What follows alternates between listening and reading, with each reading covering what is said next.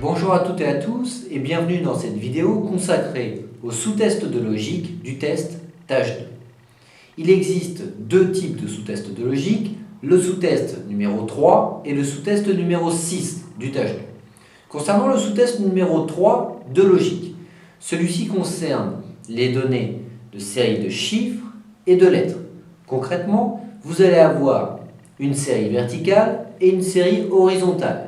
À vous de trouver l'élément manquant à la croisée de ces deux séries.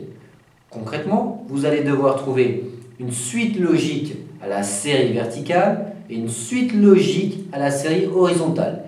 L'élément manquant devra donc respecter à la fois la suite logique de la série verticale et la suite logique de la série horizontale.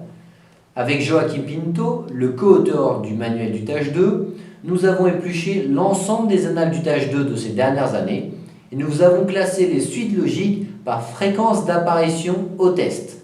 C'est la raison pour laquelle nous vous recommandons d'apprendre par cœur et d'appliquer dans l'ordre l'ensemble des méthodes que nous vous communiquons dans le manuel du tâche 2. À présent, parlons du sous-test numéro 6 qui concerne les logiques graphiques. Vous allez avoir trois cadres qui sont liés entre eux par deux suites logiques. À vous d'identifier ces deux suites logiques et du coup de trouver le dernier cadre manquant. Pour cela, il existe un certain nombre, encore une fois, de suites logiques que nous avons à nouveau classées par fréquence d'apparition au test. Apprenez donc par cœur ces critères, ces suites logiques, ces méthodes de résolution, afin de trouver directement le dernier cadre manquant. N'oubliez pas, vous avez 4 réponses.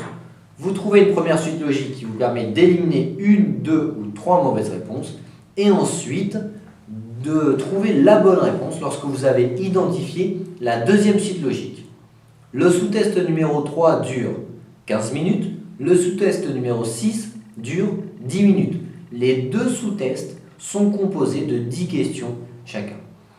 Je vous souhaite du coup bon courage pour préparer ces deux sous-tests. N'hésitez pas à nous poser des questions si vous en avez. Je vous souhaite à très bientôt et bon courage.